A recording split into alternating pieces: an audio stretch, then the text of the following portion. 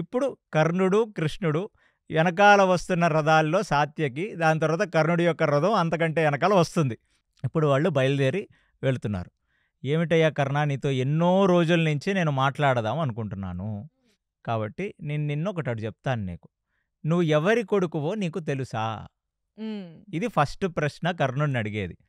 అడగగానే కర్ణుడు ఏమీ మాట్లాడు, ఎందుకంటే కర్ణుడే ఒక షాక్లో ఉన్నాడు.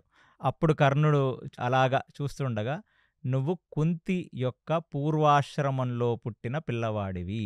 అంటే ఇది ఎప్పుడు తెలుసనేది వ్యాసభారతం చెప్పకపోయినా కర్ణుడు నేను చాలా చోట్ల దీన్ని విన్నాను, నా వినికిడిలో ఉంది, నేనే కుంతి కొడుకునన్న సంగతి నాకు ముందు నుంచే తెలుసన్నట్టుగా చెప్తాడు అక్కడ. మరి తెలిసిన వాడివి ఎందుకయ్యా ఈ పని చేస్తున్నావు నువ్వు అంటే, నన్నేం చేయమంటావు కృష్ణ? పూర్వాశ్రమంలో నా తల్లి నన్ను కని నన్ను వదిలేసింది గంగలో.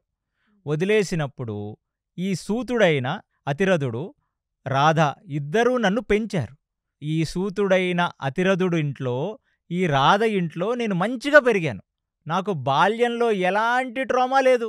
నేనొక వయసు పెరిగిన తర్వాత నాకు సమాజంలో కొన్ని ఇబ్బందులు వచ్చి ఉండొచ్చుగాక.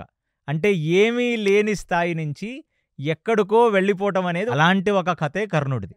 నువ్వు అవన్నీ మర్చిపోయి ధర్మరాజుకు నేనెళ్ళి, నువ్వే పుట్టిన మొదటి సంతానం, నువ్వు ధర్మరాజుకి అన్నవి అనే సంగతి నేను పాండవులకు చెప్తే పాండవులు ఖచ్చితంగా నిన్నే లీడర్ని చేస్తారు. అవును. ఈ మాట కూడా కృష్ణుడే చెప్తున్నాడు. కృష్ణుడి మాటల్ని మనం ఉన్న వాస్తవంగా మాట్లాడుకుంటున్నాం. కాబట్టి మరి నన్ను వెళ్ళి పాండవులకు చెప్పమంటావా?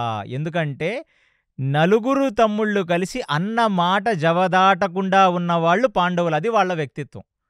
కానీ అందరికంటే పెద్దవాడివి నువ్వు అన్న సంగతి వాళ్లకు నేను చెప్తే నిన్నే రాజుని చేసి నీ వెనకాల వాళ్ళు నిలబడతారు.